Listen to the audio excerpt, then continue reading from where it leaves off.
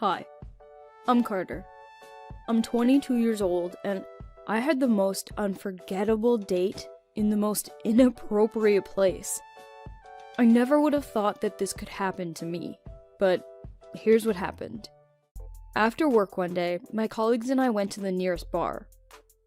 Betty from the neighboring department was there too, and I was trying to get closer and closer to her the whole time. At some point, I lost sight of her and decided to go to the bathroom. I pulled the handle. It was busy, so I decided to wait. When the door opened, there was Betty. When she saw me, her eyes widened and she froze in the doorway. Carter, here's the thing.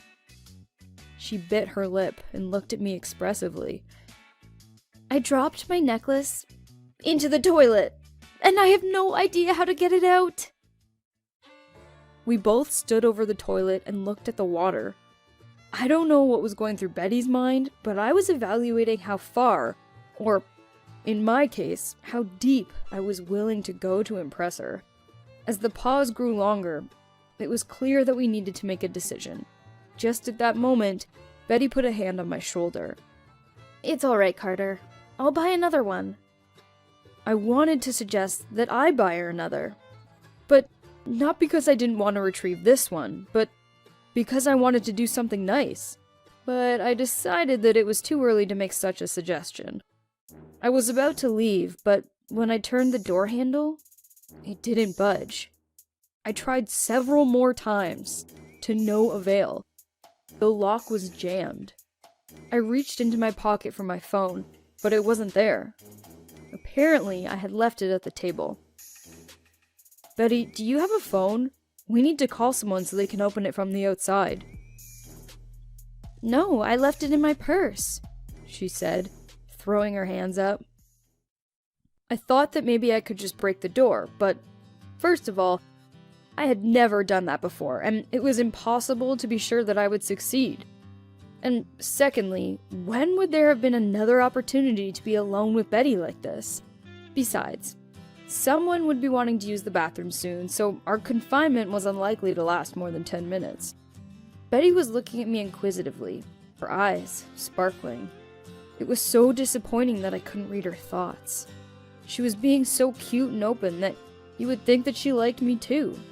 At work, she was always so focused and closed. I wanted to ask her out on a date several times, but I always chickened out when I saw her stern look. But finally, here we were alone. What's more, Betty didn't seem upset by our imprisonment, or by the lost necklace. Had 10 minutes passed? Or more? Time seemed to stop for me, and I didn't want our captivity to end, just to go back to our separate departments. We sat on the toilet lid back to back and talked. I spoke a little about me and my family, and Betty a little about hers.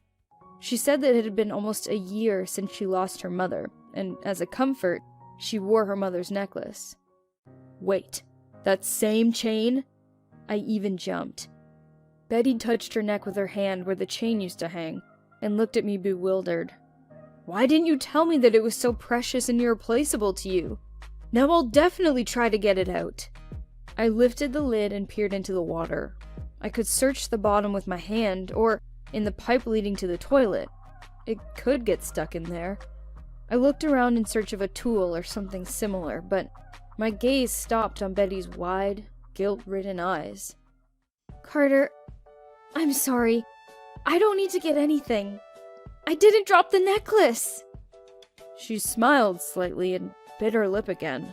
I just thought I wanted... She came closer, and I felt her breath. At first, I couldn't believe it, but it happened again. Betty! She looked at me guiltily again. Have you had a phone all this time? She took it out of her pocket of her loose-fitting pants and nodded. It turns out that I don't understand girls or their feelings at all. It's a good thing that Betty was much more decisive than me. We laughed and called our coworker Amanda. After 5 minutes, we were free. I helped Betty fasten her chain around her neck and set off to accompany her home. The next day, we had a real date. although the first was unforgettable. Thank you for listening to my story.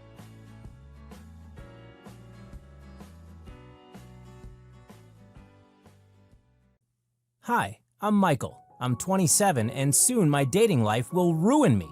After all, for every date with a girl, I pay her at least $1,000, and I just can't stop it. Here's how I ended up in this situation. I work for my father's law firm, and in the future, the family business should be mine. Working 50 hours a week is not at all what I wanted, but otherwise my old man will leave me with nothing. Living up to his expectations my whole life, I've never done what I love. He always decided where I would go to school, what kind of sport to do, and with whom to be friends. Only on Saturday evening could I be myself. But now, because of one such Saturday, I risk losing everything for which I have strived for so many years. That Saturday, as usual, I was at the club and, as usual, left there with a girl. In the morning, we parted ways. I had already learned how to end these flings long ago by not leaving hope for a next time. But on Tuesday, I received an email from her, to my work mail. She sent a revealing photo and a caption that read, "Let's do it again. This is Madeline." "Where did you get my email address?" I asked. She replied and said that I could not even imagine what else she had on me. She had arranged for us to meet at 8 o'clock in the most famous restaurant in the city. It took considerable effort for me to reserve a table that same evening. Madeline's makeup, clothes, hairstyle, I never would have met up with her again. But in this case, it was not my decision. Since I wasn't planning to linger, I told her that I would only have a cup of coffee. She said she wanted a glass of white wine, a salad, and $1,000. I could pay with a check, and not necessarily in that order. I was about to laugh, but changed my mind, given her arrogant and confident look. Without letting me answer, she said that she had a video of our entire Saturday night, and the most interesting and exciting fragments would certainly arrive by mail to both my father and all my employees if I did not meet her requirements that day. I told her that I first had to see this video in order to decide whether it was worth even half the amount she was asking. $1,000. This is the price for the opportunity to see it first, and perhaps you'll be the only one, was her answer. That evening in the restaurant, she got everything she ordered, including the check which I wrote. In the morning, a video file showed up in my email. Yes, it was definitely worth the money. Then another message. She had made another appointment at the restaurant. I was seething with rage because I already paid her. What did she want from me now? She asked me for another $1,000. I could hardly restrain myself from making a scene. "With that attitude, you didn't have to come at all," Madeline said. "And send me the money right away. The total value of this video is $1 million. Either pay it all up front or get ready for many more meetings to come. If you don't do it, I will send this file to your father, colleagues, friends. I will post it on every site there is. After that, you won't just lose your father's business, you'll never be able to work in any law firm again. Well, except maybe as a janitor." 2 months have passed since that second meeting, and in that time, there have been 8 more. It's not hard to calculate how much it cost me. You're probably wondering what is on that video, and how am I stuck in all this? I reached out to my sources and found out that Madeline's brother had been practicing with his father not so long ago.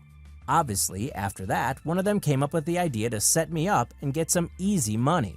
Meeting in the club, the hotel room, at the time, it seemed funny to me. But now this joke will either ruin me or destroy my career and deprive me of my inheritance. I don't know how to stop all this. What would you do in my place if you were blackmailed by a girl who threatened to show everyone a video that would simply destroy you?